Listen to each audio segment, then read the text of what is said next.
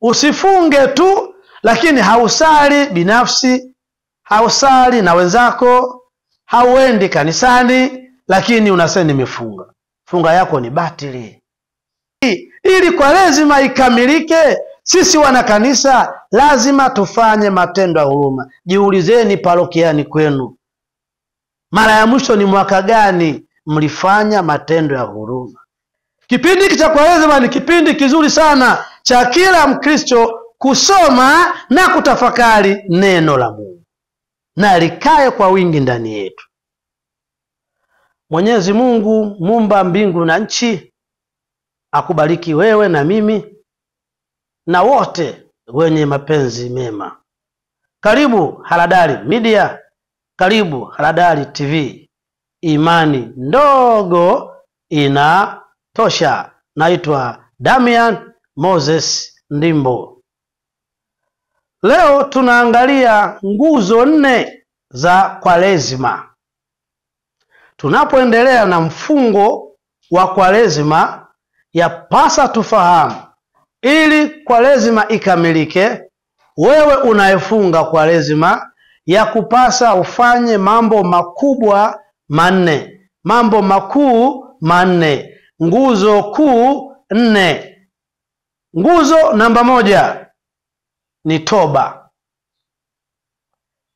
Lakini hata sasa, sema Bwana, nirudieni mimi kwa mioyo yenu na kwa kufunga na kwa kulia na kwa kuomboleza. Lalueni mioyo yenu na si mavazi yenu, mkamrudie Bwana Mungu wenu, kwa maana yeye ndiye mwenye neema, amejaa huruma, si mwepesi wa hasira, ni mwingi wa rehema, naye hughairi mabaya.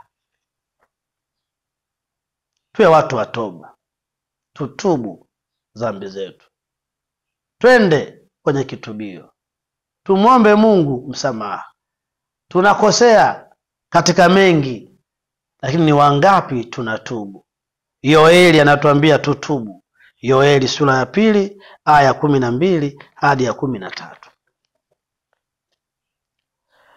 Katika mambo ya Walawi Biblia inatuambia, kwa kuwa mimi ni Bwana Mungu wenu, takaseni nafsi zenu, basi iweni watakatifu, kwa kuwa mimi ni mtakatifu.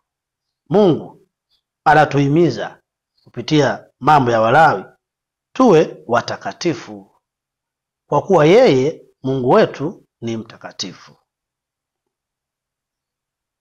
Katika Nehemia sura ya 1 aya ya 1 hadi ya 11, maandiko yanasema, hata ikawa niliposikia maneno hayo, nikaketi, nikalia, nikaomboleza siku kadhaa wa kadhaa, kisha nikafunga, nikaomba mbele za Mungu wa mbinguni. Nabii Nehemia alilia, aliomboleza, alifunga, akaomba. Huu ni wakati wetu wa Kristo wa kulia, kuomboleza, kufunga, kuomba, ili Mungu atuhurumie, Mungu atusamehe, Mungu atutakase, Mungu atuepushe na yule mwovu.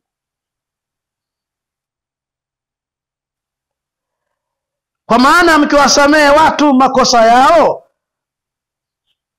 na Baba yenu wa mbinguni atawasamehe ninyi. Bali msipowasamehe watu makosa yao, Baba yenu wa mbinguni hatawasamehe makosa yenu. Hii ni Mathayo sura ya 6 aya 14 hadi ya 15. Toba, tubu, samehe. Ukiombwa msamaha, kubali. Umefanya kosa, kaombe msamaha. Kamwombe radhi baba yako, mama, mke, wadogo zako, familia. Usikubali hadi Kwaresima inaisha hujaomba radhi. Wote uliowakosea unawafahamu. Kuna watu wamekuja kukuomba radhi, umekataa, alafu unafunga Kwaresima. Usifunge, endelea na maisha yako yale yale. Nguzo ya pili ya Kwaresima ni sala. Kusali, kuomba. Usifunge tu lakini hausali binafsi, hausali na wenzako, hauendi kanisani lakini unasema nimefunga. funga yako ni batili. Bwana Yesu aliondoka siku zile akaenda mlimani ili kuomba, akakesha usiku kucha. Hiyo ni Luka 6:12-13. Usiku kucha alisali, aliomba. Akatuonesha kielelezo, na sisi tunapaswa kusali na kuomba. Kama hauwezi usiku kucha, basi angalau asubuhi, mchana na jioni.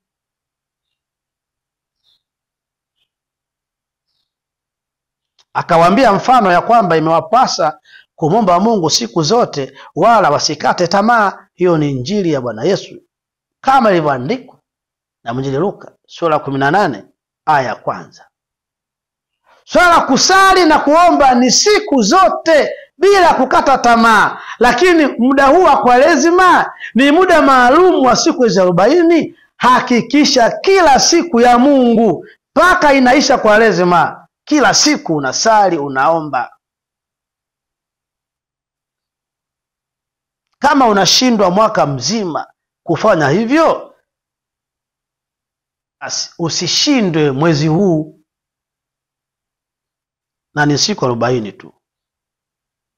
Ombeni mtapewa, tafuteni mtaona, bisheni hodi mtafunguliwa.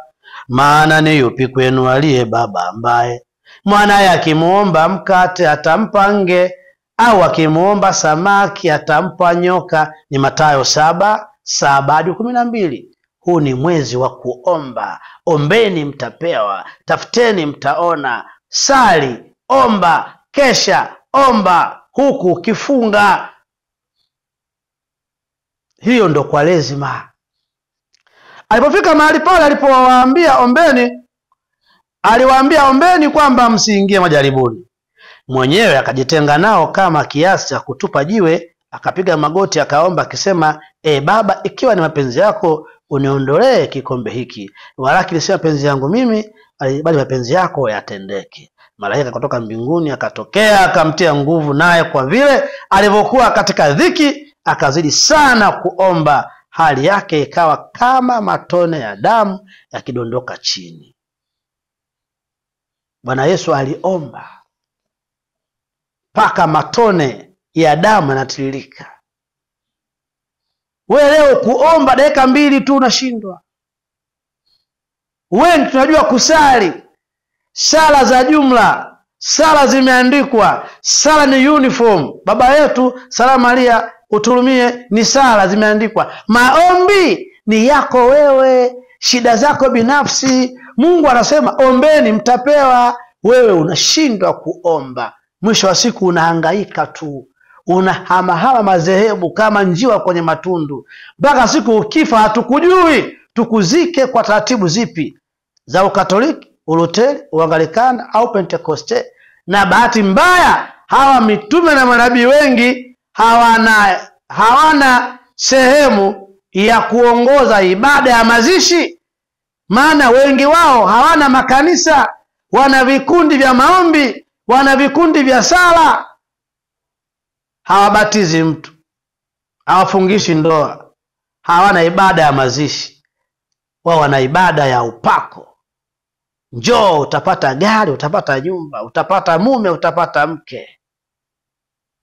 Ukifa hawana time na wewe. Sali, omba. Hii ni Kwaresima. Bwana Yesu alituonesha mfano, alisali akaomba mpaka matone ya damu yanatiririka. Hebu na wewe chukua dakika 3 tu hapo ulipo, omba chochote kwa Mungu. Weka stopwatch simu yako, saa yako, chukua dakika 3, piga magoti chumbani kwako, sebuleni, kwenye gari lako, omba chochote. Usisali sala ambazo zimeandikwa, omba wewe kama wewe, chochote kwa Mungu karuhusu.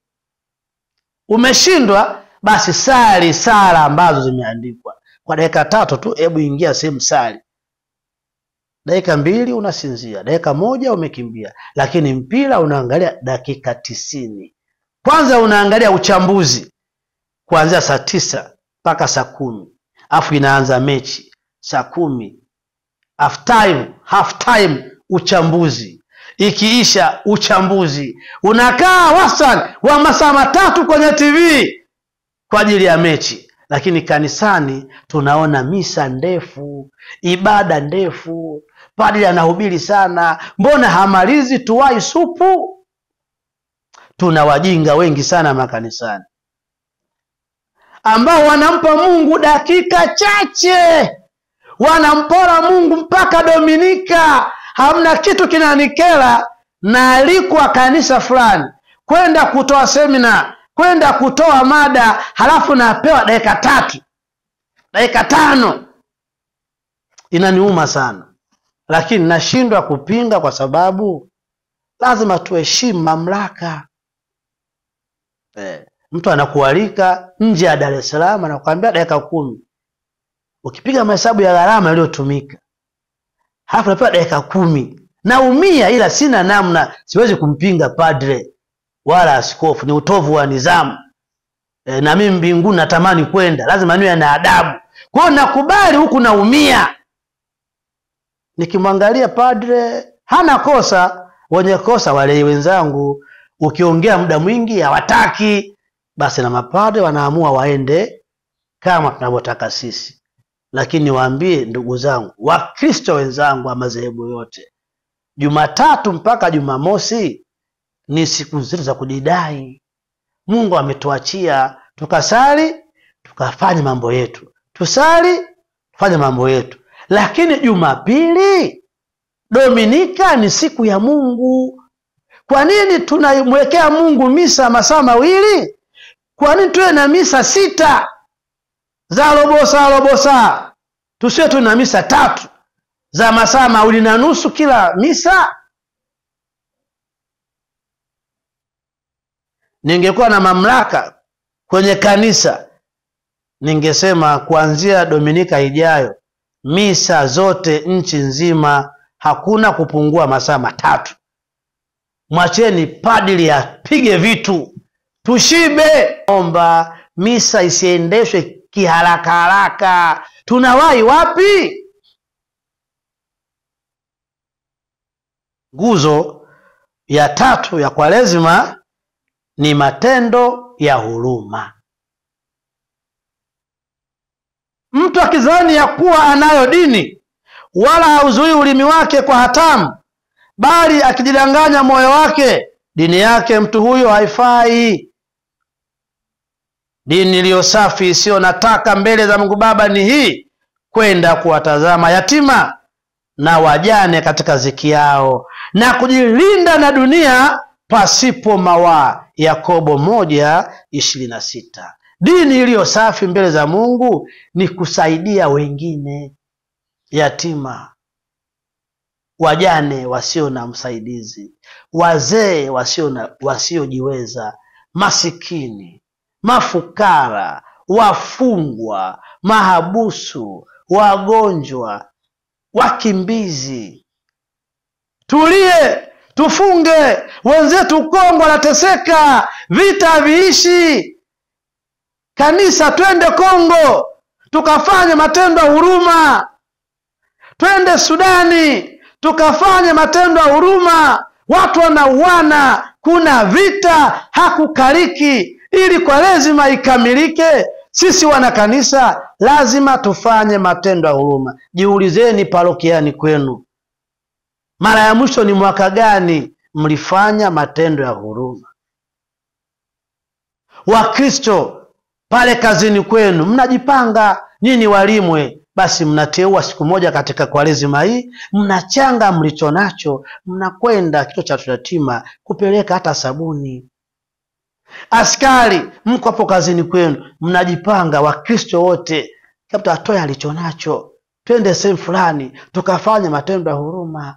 Kila mtu na kazini kwake afanye, ahamasishe. Bado kanisani hamasisha, ngazi ya familia, ngazi ya mtaa hamasisha. Jamani, tuna matendo ya huruma, hii ni Kwaresima, tufanyeje? Tujipange basi, mwenye buku mbitu change. Mbona mnachanga hela kwenda kula kisinia? Yaani watu wanachanga hela kila Ijumaa kwenda kula biriani. Wanachanga hela kila Ijumaa kwenda kula kitimoto ya kuchoma. Lini tulichanga hela kwenda gereza lolote kupeleka tu sabuni, mafuta kwa wafungwa? Bwana Yesu anatupa tahadhari kubwa. Kisha atawaambia wale walioko mkono wake wa kushoto, ondokeni kwangu mliolaaniwa, mwende katika moto wa milele mliowekewa tayari ibilisi na malaika zake. Kwa maana nalikuwa na njaa, msinipe chakula; nalikuwa na kiu, msininyweshe; nalikuwa mgeni, msinikaribishe; nalikuwa uchi, msinivike; nalikuwa mgonjwa na kifungoni, msije kunitazama. Ndipo hao pia watajibu wakisema, Bwana, ni lini tulipokuona wewe una njaa, una kiu, mgeni, uchi, au mgonjwa, au kifungoni, tusikuhudumie?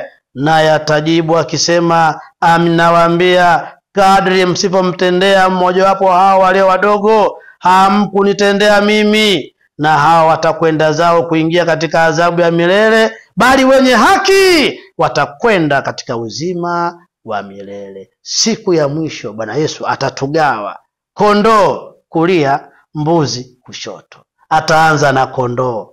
Atatuambia kondoo, omba Mungu na wewe uwe kondoo, uwe sehemu ya kondoo siku hiyo. Yesu atawaambia kondoo, ingieni kwenye uzima wa milele. Nilikuwa na njaa, mlinipa chakula; nilikuwa uchi, mkanivika; nalikuwa mgonjwa, mkaja kunitazama.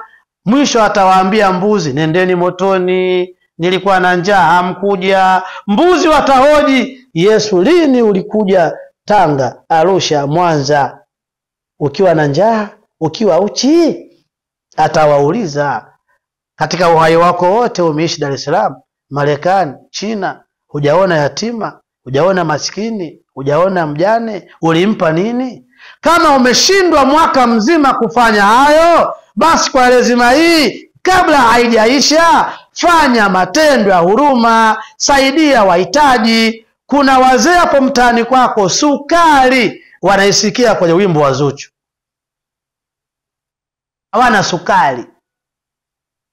Wewe unakunywa chai imejaa sukari. Tena mnapeana faraja, mnajiandaa kwenda katika nchi ya ahadi yenye asali na maziwa. Basi mezani kumejaa maziwa, asali, mkate unapakwa bluebendi, samli, siagi, unapakwa parachichi, unapakwa ile nyekundu nyekundu ile jamu, silesi moja ya mkate. Jirani yako anatafuta mkate mkavu usio na bluebendi, usio na jamu, usio na asali, usio na samli, usio na siagi. Wewe unapaka mkate vitu 7. Meza imechafuka. Mayai, kipaja, juisi, supu, mchemsho. Hiyo ni asubuhi tu hiyo. Tuna yatima, tuna masikini,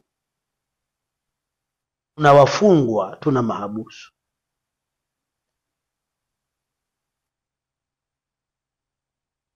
Nguzo ya 4 ya Kwaresima ni neno la Mungu. Kipindi cha Kwaresima ni kipindi kizuri sana cha kila Mkristo kusoma na kutafakari neno la Mungu, na likae kwa wingi ndani yetu. Wako wa Kristo hapa mnanitazama kwenye klipu hii, wewe unanitazama kwenye klipu, na kuuliza tu maswali 3.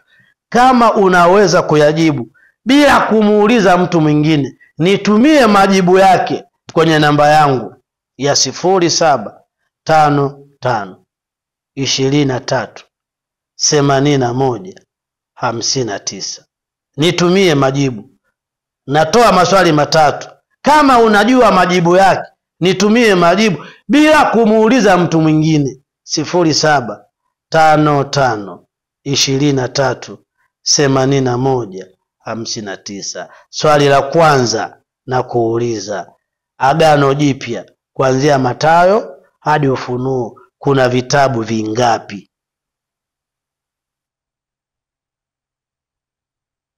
Vitabu vingapi vipo kuanzia Mathayo mpaka Ufunuo? Swali la pili, katika mitume 12 wa Yesu, mitume wangapi walikuwa ndugu kabisa wa damu? Ndugu kabisa. Walikuwa wangapi ndugu kabisa? Swali la mwisho, nitajie aya fupi kuliko zote kwenye Biblia, hususan kwenye Injili. Aya fupi kuliko zote kuanzia Mathayo hadi Ufunuo. Aya gani ni fupi zaidi? Au mstari gani mfupi zaidi? Na unasemaje? Hebu nitajie mstari mfupi kuliko wote kwenye Injili kuanzia Mathayo mpaka Ufunuo.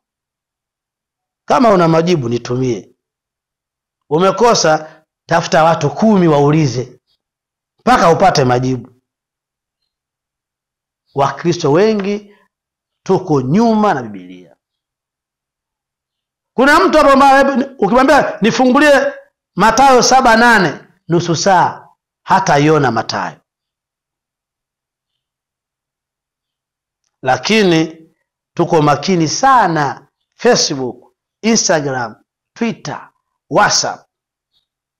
Tuko makini sana. Haya, swali jepesi kuliko yote naongeza hilo. Nitajie mitume 12 wa Yesu. Bila kumuuliza mtu. Taja, nitumie kwenye namba yangu ya 0755 23 81 59. Mitume 12 wa Yesu. Nitajie majina. Umeshindwa, kamuulize askofu wako, padri, mchungaji, katekista, mpaka akupe majibu nitumie. Kama utaenda wewe kumuuliza eti padri, naomba nitajie majina mtume, kwanza atakushangaa. Na mimi naomba tu padri yote mtu akija kuuliza kwanza mtie vibao kwanza kidogo. Ikiwezekana kwanza mtie vibao. Biblia anayo nyumbani kwake, haisomi.